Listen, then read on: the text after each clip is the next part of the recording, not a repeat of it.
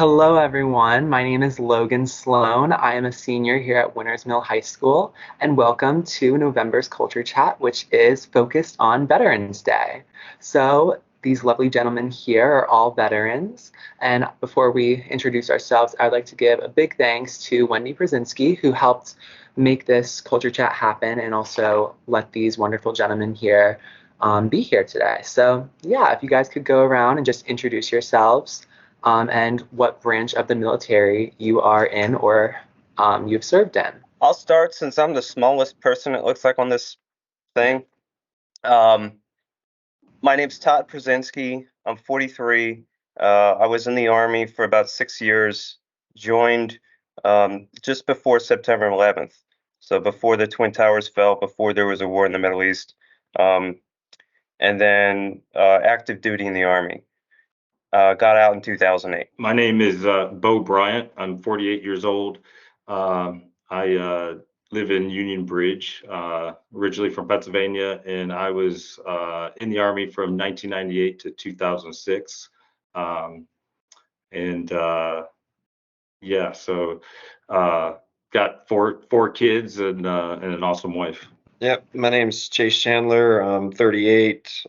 Joined the United States Navy in 2004, so after 9/11, and then did about 9 years with the United States Navy, and I live here in Westminster with my family, wife and kids. All right, so my first question for you, kind of a warm-up question. What song can you identify the most with your time in the military? Chase, if you want to start us off with that. Are you guys gonna know any of these songs? Is it Beethoven? No. No, I think so. Probably two. So one that might be more familiar would be like Audio Slave, Be Yourself. And then one that's probably not so known that you might have to listen to the lyrics for would be by a band, Insomnium, called Ephemeral. Yeah. So have fun digging those up. Me? I've never really connected too much memories to music. I love music, but I just kind of use it to relax and stuff. So I think I don't really have anything for myself, but just the memory of probably from 2001 to 2006, just the music that I remember playing, hearing played all the time in team rooms and stuff was probably a lot of like Nine Inch Nails, Drowning Pool, and things like Limp Bizkit and stuff like that. Yeah, kind of the same for me. Disturbed and Hoobastank were popular back then. But when I was deployed, like Katy Perry would come on and it would actually make me happy. Think of home, think of like no problems at all. The cherry chapstick song. I think of every time I hear that, it takes me back. I don't actually listen to that though. Yeah, some good artists too. All right. Who did that song, Since You've Been Gone? Who did that? Since You've Been Gone. That's another one. Yeah, so someone would play that on our Kelly Clarkson. Yeah, they would play that like we were on like trips and stuff, and someone would just blare that in our vehicle or on our boats.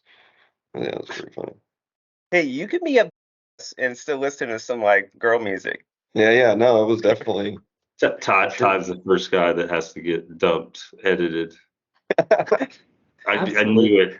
I thought it was going to be B, but it was Todd. All right, for my next question, what makes you a veteran and what made you join the military? Todd, would you like to? What makes you a veteran? You just have to have signed a document that says you're willing to sacrifice. That's it. You could be a reservist, you could be National Guard, any branch, and you serve a day, and you're automatically a veteran. I used to believe that there's echelons or levels of veterans, and how much combat experience you had, and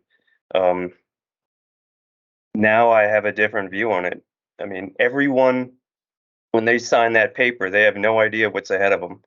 So they took that leap, and they're in the club. Yeah, What was the I second part of agree. the question?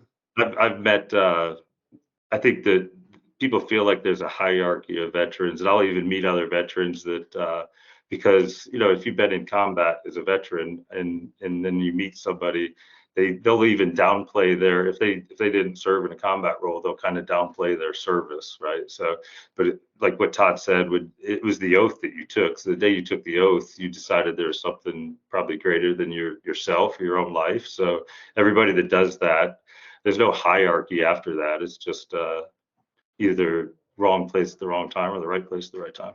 Yeah, no, I'll go with that as well. I mean, I agree with what they're saying. It's kind of that sense of the willingness to do, above and all. So in that sense, it's like, so a lot of people you mentioned that don't necessarily are in these roles or that roles, everyone has a job to do and everyone has different choices in where they go and what they do. But in the end, I think ultimately it's all the same because everyone had that same internal willingness to just say, I give. From that point forward, and that might mean that your life gets put on hold compared to everyone you've ever known and everything you've ever done for, 4 to 20 to 30 years, so it really depends. And then everything, you're basically agreeing to everything that's going to come with that, which is a lot of the times is mostly an inconvenience on trying to have any actual personal life, depending. Right. So it's like you're willing to say that up front, even at a young age at 18, right? So that's kind of like saying, I'm willing to forego my personal self Everything. for this long in order to be a part of what is making sure that everyone else in the country, even though they may not be doing things that I agree with, have the ability to do that because other countries do not. Yeah, What was the second part of the question? I forgot it already. Yeah. That's the other thing. what made you join the military?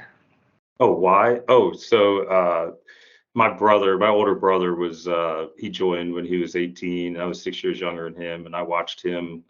He was a special forces Green Beret, so I watched him jumping out of planes and doing all that kind of stuff, and really kind of wanted to do all that at some point, but I just didn't know.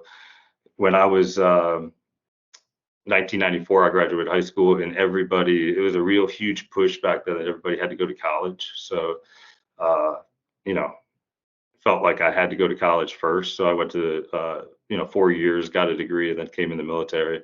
And then it kind of cemented it after the 4 years because I owed a lot of money and had no idea I was going to pay it back. So, one, just watching my brother, knowing I kind of wanted to do that. And then if there was any doubt after that, I got a lot of college paid off.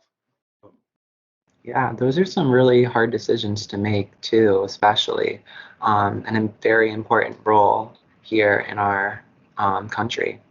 Yeah. Yeah, it's also, I mean, I think it's worth noting, we talked about what some people feel, even veterans feel the hierarchy of being a veteran, right? Those that served in combat and those that didn't, and they try to downplay their service so they didn't. There's the same thing with pre 9/11 and post 9/11. So like I'm a pre 9/11. I entered the Army in 1998, and I look at, when a kid tells me they joined in 2003 at the height of the war on terror, when Iraq was just starting off and Afghanistan was still going. I look at those guys like, dang, I don't know, like, that's a bigger decision when the country's actually at war than when I feel like I made my decision. It was a peacetime military. Now you know that anything could happen, but I feel that those, dependent. That's a big decision. Seems like a bigger decision than mine of when you join. Yeah, absolutely. For my next question, Oh, Todd, did you go? No. Why you joined? Oh. yeah. I joined to pay for college. I'm from Westminster. Graduated high school. Wanted to go to college, a 4-year college that I barely got into. At the time, it was $32,000 a year. I think now it's around 50, and it wasn't in the cards for me to pay for that or my parents. So I joined ROTC in college. It's a program you can sign up for. It's contractual. It's different than high school ROTC, but in any case, I got 4 years of college paid for, and then I owed the Army 4 years active duty. And then when you get out, you don't owe any money. So Beau and I kind of did the same thing, just in different ways. And then Chase, I don't know about you. Yeah, no, I was so it was post 9/11, and I remember that I was skipping school when 9/11 happened and could really care less what was going on. I was not a patriotic person before I joined the military, just because it wasn't something that my immediate family, or, we didn't have the internet.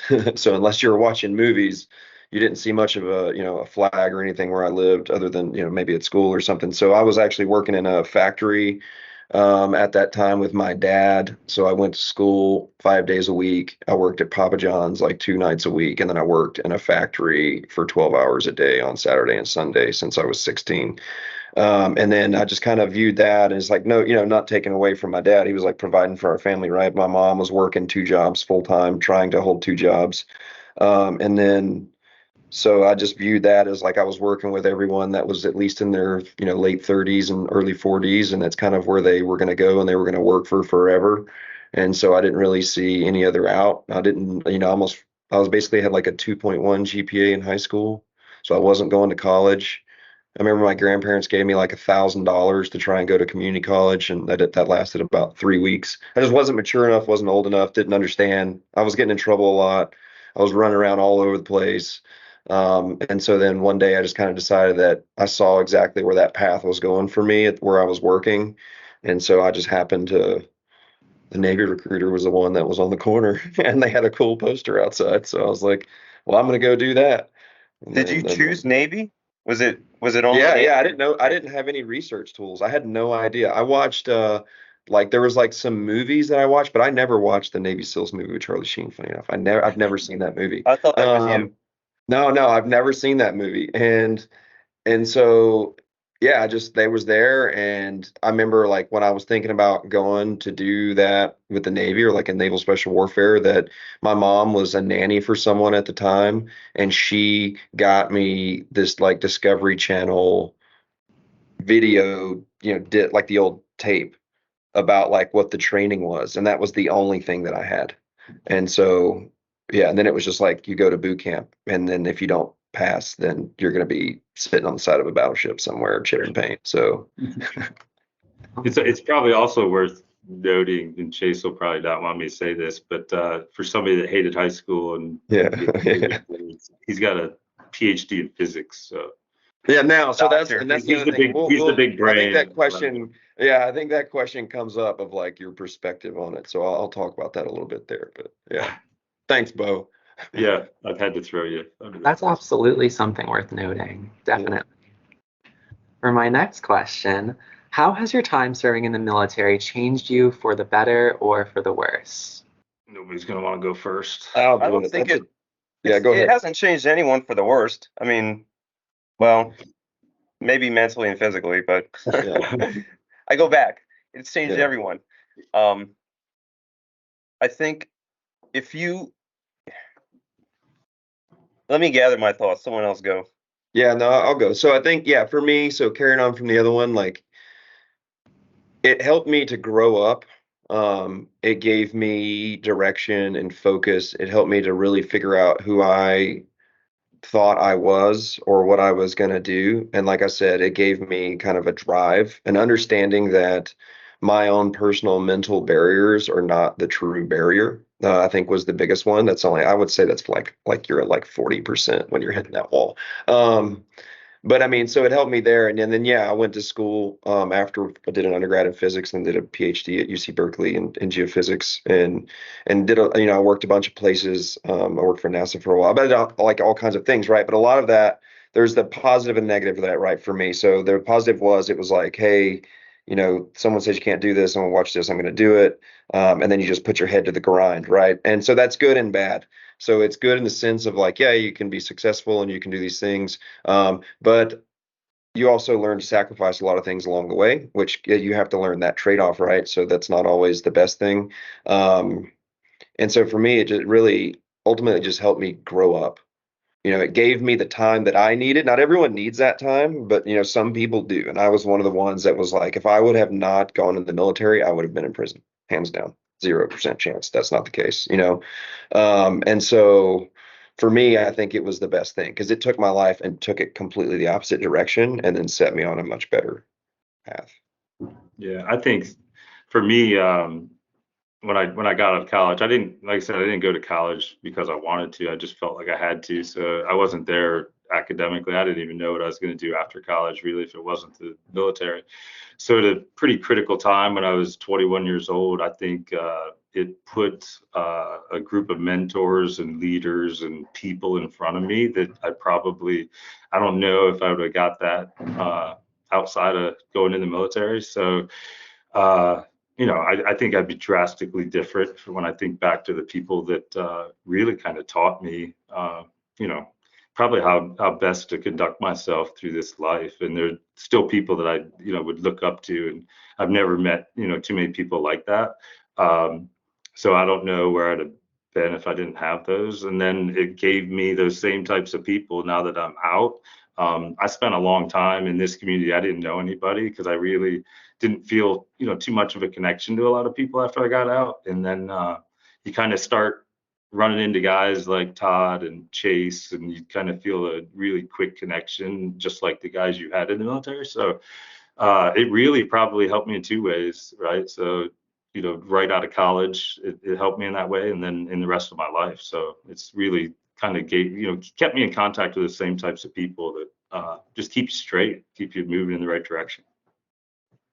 Yeah, the military has a higher concentration of the best people, the best minds, the best leaders, best physical, mental people of the U.S. population. So it's a distilled hard liquor version of the world, of the U.S. So that the positive side is when you surround yourself with those people, you turn into one. Or if you were one, you're a better version of that. And mentally and physically, there's nothing um, that a service member, I think, thinks they can't do.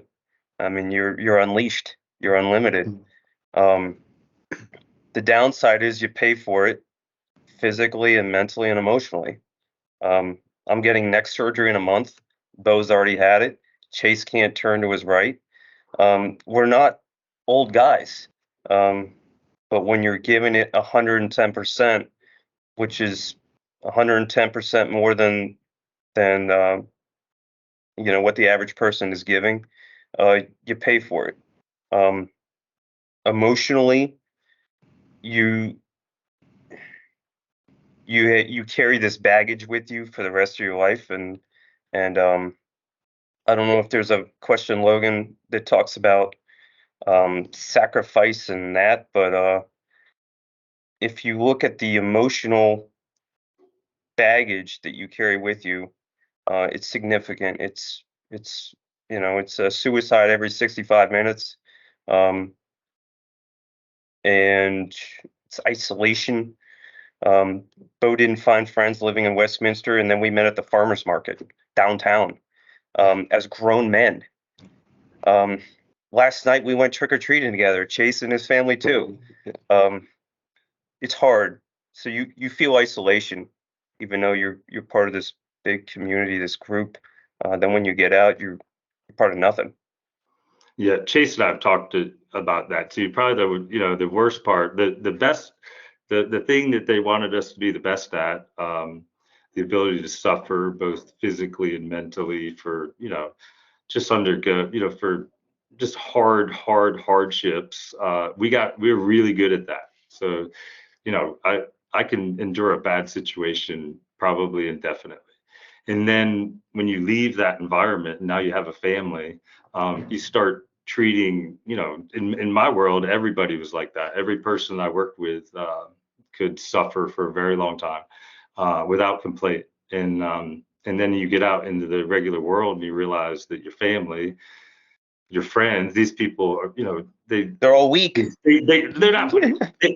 You're the abnormal one. Like I'm the abnormal one. They're normal. Normal people shouldn't suffer. They should ask for help, right? So we would, but we didn't ask for help. We didn't. We just would suffer it and get through. And everybody you work with, and then you have a family that you start, thinking the same thing, or the people around you can endure what you're enduring, or you don't ask them for help because you don't ask for help.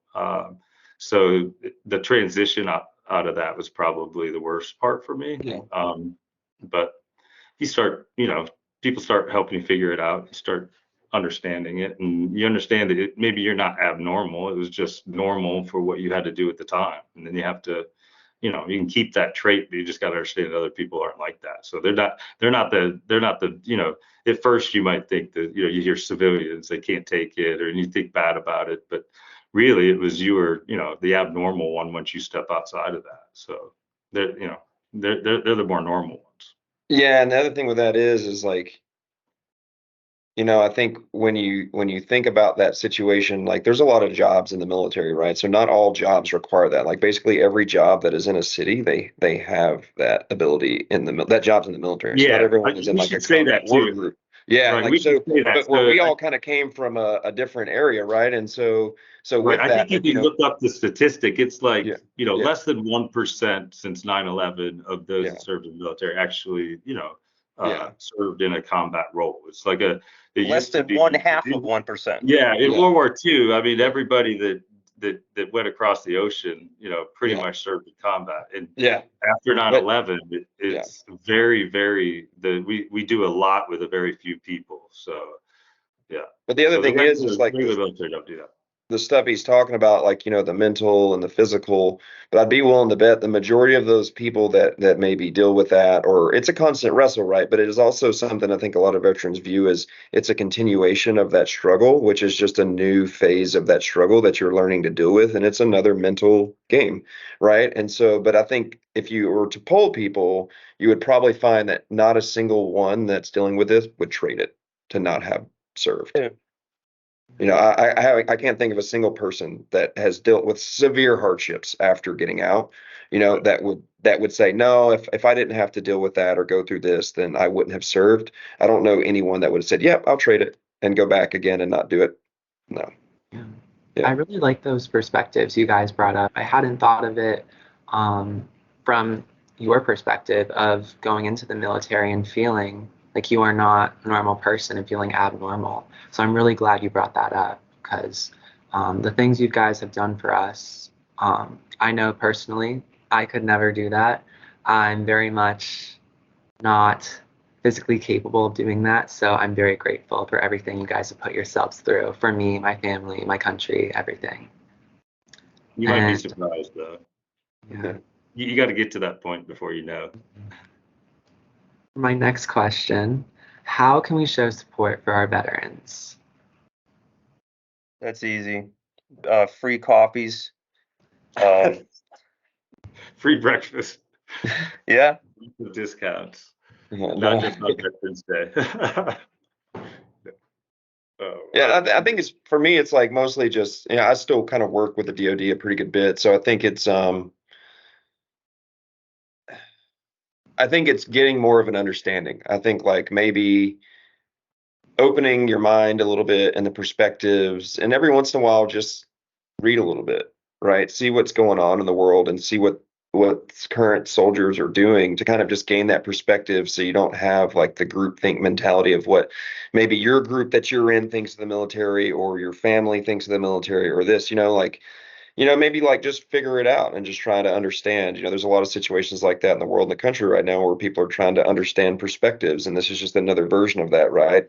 One of the things is a lot of, it's been pretty bad for a lot of people, right? And so when people are like, well, this makes this person angry or this person angry, it's like, well, everyone has a different experience that has molded them in a different perspective, right? So if you really want to like, show respect or whatever it is to veterans, I think the most part is just, it is thankfulness, but it's showing kind of humbleness and meekness to the situation, and not necessarily to the person, right? But to the situation. Like that person did sign that over, and regardless of why that person did sign that over, they still did it, And so in that situation, even if you have a problem with the person, maybe the person's really hard, brash, or whatever that may be, you have to look past the person and look at the action of what was done, and from that perspective, and be appreciative of maybe that or not, and not necessarily, the person's body himself. Yeah, I think to piggyback on what Chase said, I think that's huge. We could, all three of us probably kind of learned this on a combat deployment. At one point, you wake up and you realize that the people that you're going after uh, believe in the thing that they believe in just as much as the thing you believe in. So uh, they had every, they felt they were right, and you felt that your country was sending you for something right. So you almost had like got to this point where you had like no ill feelings for that, right? They were, everybody believes in, something different. Yeah, so try to work through that and understand it before you get angry.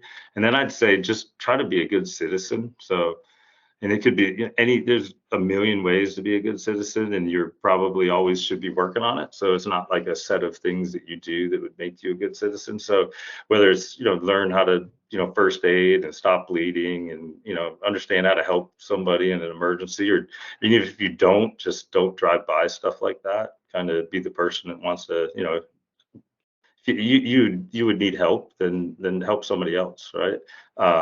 And then maybe last, there's a lot of local organizations. I guess you could probably, contact one and find out a way to just donate a little bit of your time every once in a while. I think 100%.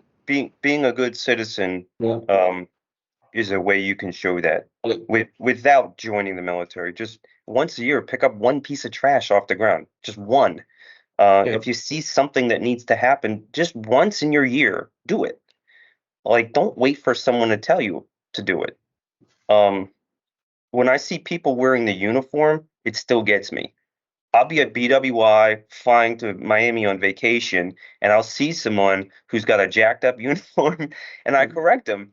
And then I see people who, this isn't like calling people out, but like if you're a junior ROTC and you don't have your uniform on correctly, like you shouldn't be wearing it. Take it off.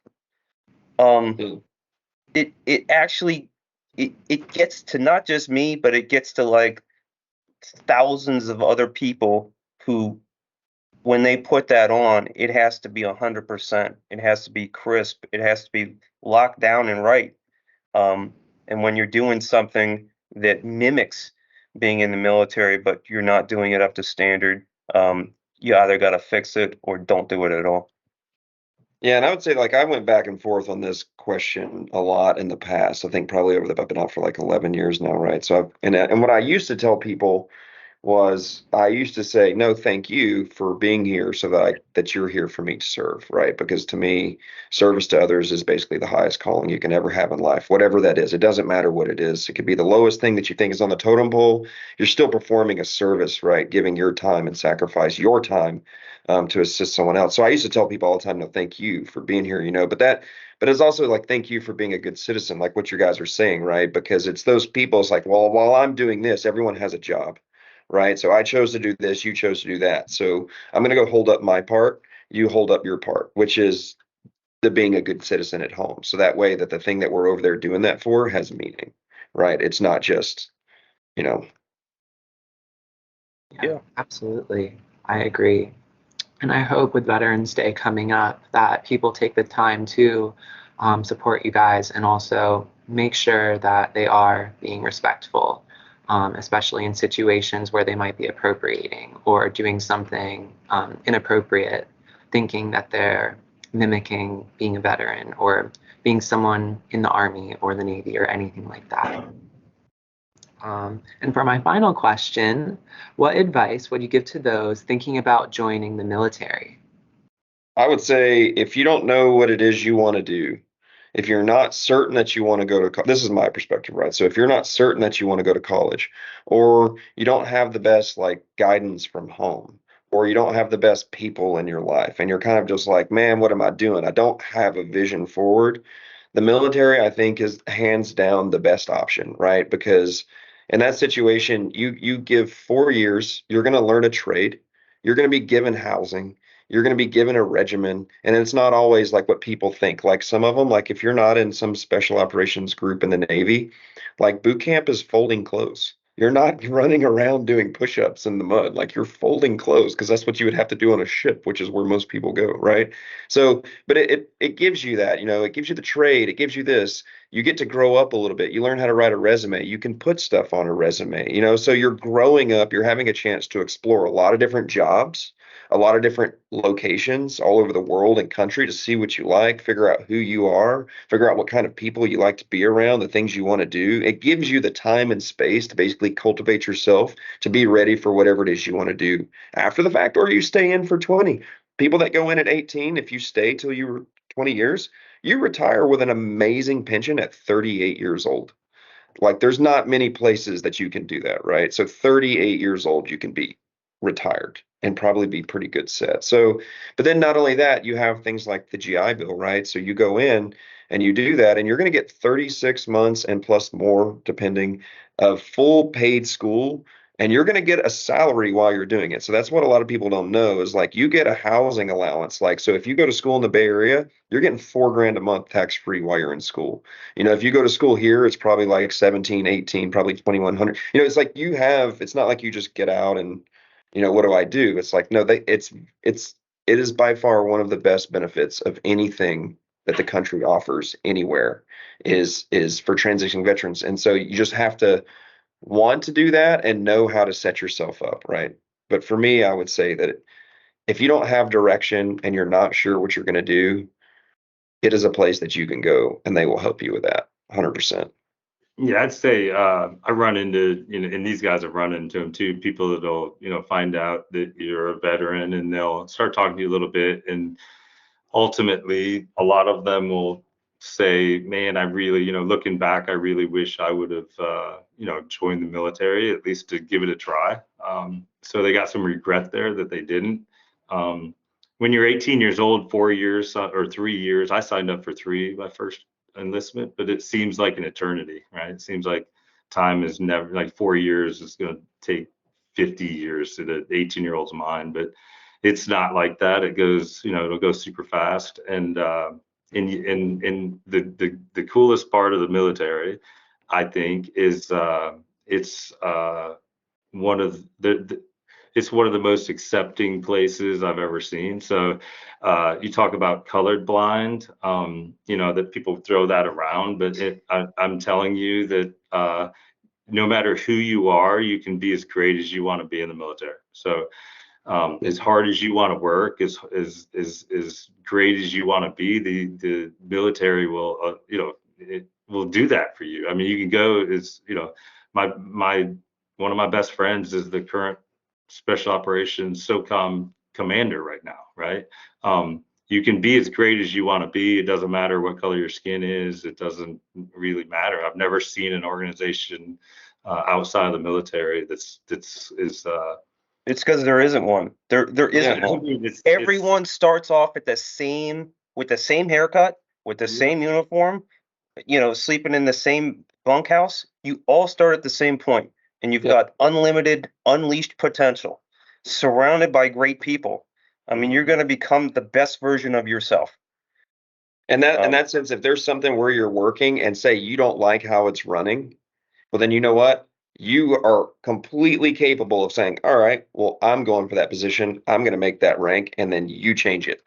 Hands down. When people talk about voting and politics, go vote. The military is like that. Exactly how people think that is. Well, I'm going to vote and put this person in. It's going to change his policy. No. In the military, you're like, in 3 years, I'm going to have that job because that's what I want to do. In 3 years, you will have that job. And then in 3 years, you can put your policy for that area in and form it and shape it in the way you want to, right? Within reason.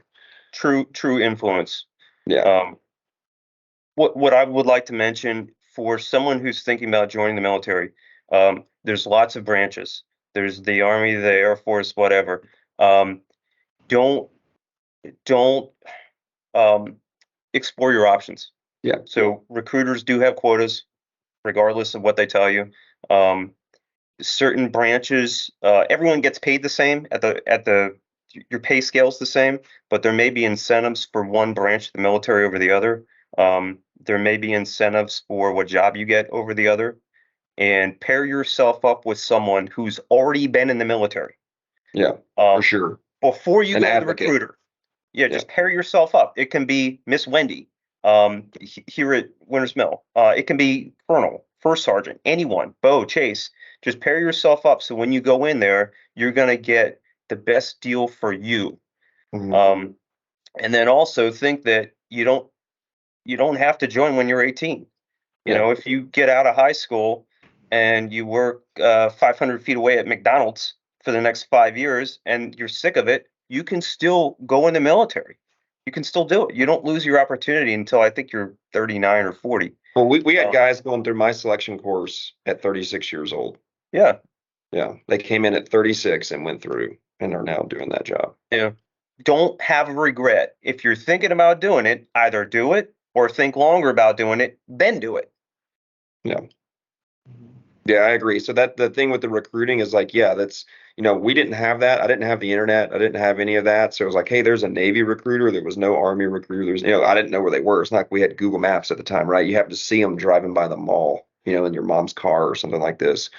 Yeah, because I mean, I probably would have made different choices, even though I had a pretty good career, right? But they're looking back, it's like, oh man, I didn't even know that these other things even existed at that time. But it's a lot wider than I think even some people that are currently in are aware of how wide that is. And with the technology that's coming out in the world, it is growing quickly. I mean, like robotics, AI, machine learning, data science, all those are going to have like enlisted jobs in the military now that never existed before, right? And their free schooling comes with that in those areas. And about like what you were saying is, I had a guy that joined the Guard, Green Beret, right, when he was a medic, and he was in the Guard and he used tuition assistance while he was in the Guard to pay for his undergraduate degree on his own time, right? So that's as long as you're turning in your grades, it's paid for. He saved his GI Bill and then used his GI Bill to cover medical school. Yeah, to piggyback And on so that, he got out completely debt free on everything because he Yeah. figured out how to advocate for himself and was like, oh, I can use this program and this program. And now he's a doctor with no debt. Yeah, and I think that's also important to think about too. I mean, you have three former goons here in the Army and Navy, but I mean, the future of all that stuff is totally different. So when I was, from 2001 to 2006, guys like us were the thing where all the money got thrown, and we were, the tip of the spear.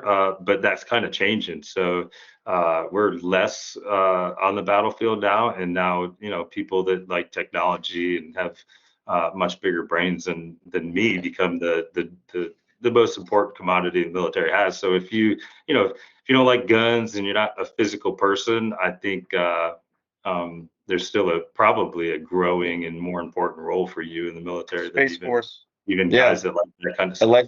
Electronics and technology, radios, computers, anything, command and control, anything is taking over the entire space, and it's rapidly. And all those people they're pulling in, and they're having a hard time getting them because some of them are in like Silicon Valley and places like this. And so what they do, they said, all right, well then we're going to give kids an opportunity to come here and learn it. And if they want to go there afterwards, that's fine, but they're building that in the military now because that's what it is. Everything's apps. It's apps and technology. It's a lot less of what people are used to seeing, and it will continue to be that way for the next foreseeable future. So that's amazing. And I'm so glad that they have all these different opportunities and different branches for people to go into. And it's not just going to war or anything like that. There are things going on behind the scenes in these different military camps and everything like that. But yeah, thank you guys so much for taking the time to participate in this culture chat. I really appreciate you guys coming in and giving your experiences and telling us everything. So yeah, alrighty. Thanks for having us. Thanks, Logan. Yep. Thanks, Beau. Yeah, Great. thanks a lot. Until next time, I'll see y'all. All right, bye.